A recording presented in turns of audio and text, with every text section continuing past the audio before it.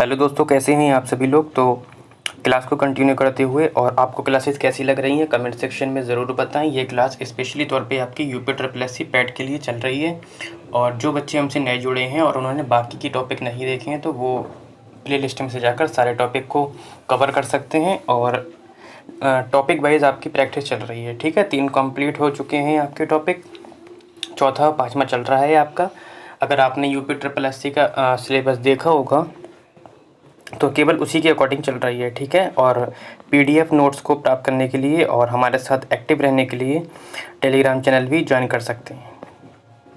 तो हम क्लास को शुरू कर रहे हैं, आप लोग लास्ट तक बने रहें। क्वेश्चन सारे के सारे क्वेश्चन आपके प्रीवियस ईयर के हैं और उसको मैंने मेंशन भी किया है कि कौन से एग्ज़ाम में कौन सा क्वेश्चन पूछा गया है आपका। ठीक है, तो क्वेश्चन कहता है कि धार्मिक ग्रंथ त्रिपिटक किस धर्म से संबंधित है।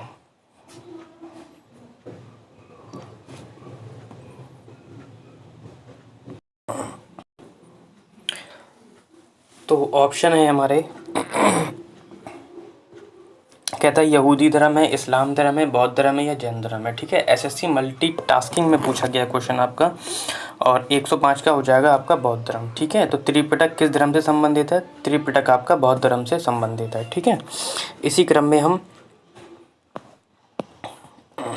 आगे बढ़ते हैं और क्वेश्चन नंबर 106 कहता है कि किसके गणतंत्र में बुद्ध ने महापरिनिर्वाण प्राप्त किया। ठीक है, कहता है मल्लों के, लिच्छवियों के, पालों के या शाक्यों के। तो 106 का आंसर हो जाएगा आपके मल्लों के। ठीक है, और ये क्वेश्चन आपका आरआरबी गोरखपुर में पूछा गया था।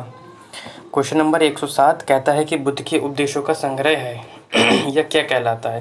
बुद्ध चरित कहलाता है, शुद्ध पिटक कहलाता है, अभिधम्म पिटक कहलाता है या विनय पिटक कहलाता है। ठीक है, तो बुद्ध के जो उपदेश हैं उसका संग्रह क्या कहलाता है आपका, ऑप्शन नंबर 2 हो जाएगा, शुद्ध पिटक कहलाता है। ठीक है, 108 की ओर कहता है कि अशोक ने इन सभी में से कौन सा धर्म अपनाया था।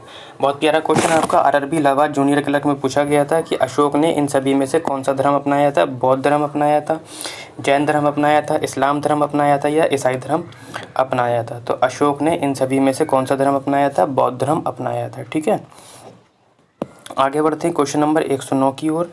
कहता है कि निम्नलिखित में से कौन बौद्ध धर्म एवं जैन धर्म का पर्याय है। अहिंसा है, उपवास है, हिंसा है, पूजा विधि है। तो बताना है 109 का आपका कि बौद्ध धर्म एवं जैन धर्म का पर्याय क्या है आपका, अहिंसा, ऑप्शन नंबर 1 हो जाएगा। ठीक है, क्वेश्चन नंबर 110 की ओर कहता है कि बौद्ध गाथाओं में बुद्ध के जन्म का प्रतीक किसे माना जाता है। कहता है श्वेत हंस को माना जाता है, हाथी को माना जाता है, सिंह को माना जाता है या सांड को माना जाता है। तो बौद्ध गाथाओं में बुद्ध के जन्म का प्रतीक सांड को माना जाता है। ठीक है, आगे बढ़ते हैं इसी क्रम में 111 की ओर और क्वेश्चन नंबर 111 कहता है कि निम्नलिखित में से कौन सी या कौन से शहर में महात्मा बुद्ध ने ज्ञान प्राप्त किया था। ठीक है, ये थोड़ा सा मिसप्रिंट है आपका। ठीक है, ये एन यहाँ पे कुछ नहीं है। तो कपिलवस्तु में किया था, मगध में किया था, गया में किया था या लुम्बिनी में किया था। ठीक है, ये क्वेश्चन आपके रिपीट हो रहे हैं बार बार, मैं दोबारा नहीं करा रहा हूँ। आपको ऐसा लगता हो कि सर बार बार करा रहा है, नहीं, मैं बार बार नहीं करा रहा हूँ। ये क्वेश्चन बार बार हर अलग अलग एग्जाम में रिपीट हुए हैं आपके। ठीक है, तो निम्नलिखित में से कौन से शहर में महात्मा बुद्ध ने ज्ञान प्राप्त किया था। तो आपको पता है ऑप्शन नंबर 3 हो जाएगा, गया में किया था। ठीक है, इसी क्रम में 112 की और CDS में पूछा गया था ये एग्जाम में कि वह अध्यतम बौद्ध साहित्य जो बुद्ध के विभिन्न जन्मों के कथाओं के विषय में है क्या है। विनय पिटक है, शुद्ध पिटक है, अभिधम्म पिटक है या जातक है। देखो क्वेश्चन अभी जस्ट पीछे आया था लेकिन रूप बदला हुआ था, इस क्वेश्चन में भी रूप बदला हुआ है। ठीक है, तो क्या है वो आपका, ऑप्शन नंबर 4 हो जाएगा, जातक। ठीक है,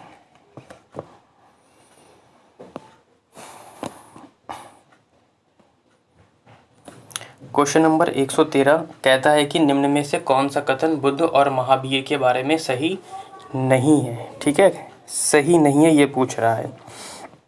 कहता है कि धारणा के बारे में दोनों के आचरण समान थे, वे दोनों एक ही शताब्दी में जन्मे थे, दोनों ने ही सरल, नैतिक एवं सादगी भरे जीवन की शिक्षा दी थी या वे दोनों जम के क्षत्रिय थे। तो बताना है कि इनमें से कौन सा गलत है आपका। ठीक है, देखो वे दोनों जम के ऑप्शन नंबर 4 से स्टार्ट करते हैं। वे दोनों जन्म से क्षत्रिय थे, ये वाला ऑप्शन आपका ठीक है। दोनों ने ही सरल, नैतिक एवं सादगी भरे जीवन की शिक्षा दी थी ये वाला भी ऑप्शन ठीक है, ली थी।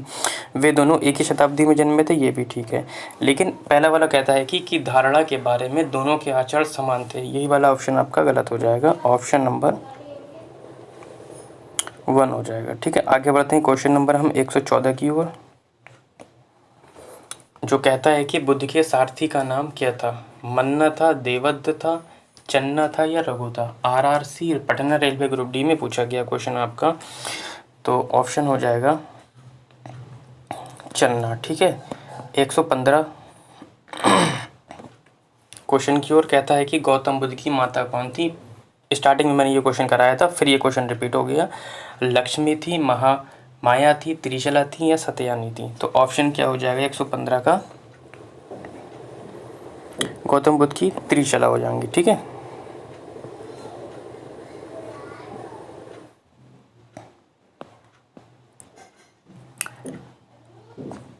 क्वेश्चन नंबर 116 कहता है कि भगवान बुद्ध का वास्तविक नाम निम्न में से कौन सा था।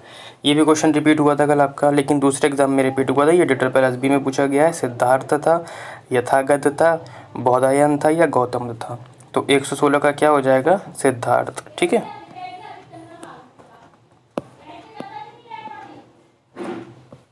और क्वेश्चन नंबर 117 आपकी स्क्रीन पर कहता है कि बुद्ध धर्म को प्रोत्साहन देने वाला पहला शाही राजा कौन था। बिंदुसार था, चंद्रगुप्त मौर्य था, अशोक था। ठीक है, तो ये कल क्वेश्चन मैंने कराया था कि बौद्ध धर्म को अपनाने वाला राजा कौन था, अशोक था। तो अशोक ही था जिसने बौद्ध धर्म को प्रोत्साहन देने वाला शाही राजा बना था। ठीक है, क्योंकि उसने क्या कर लिया था, कबूल कर लिया था।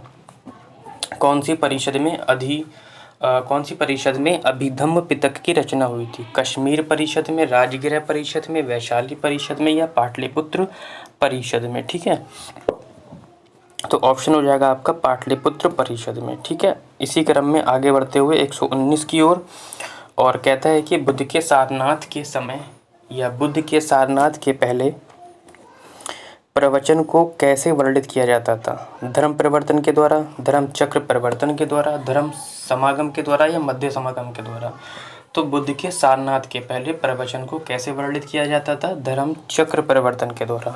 ठीक है, तो आज के लिए इतना ही। क्लास कैसी लगी आपको कमेंट सेक्शन में ज़रूर बताएं।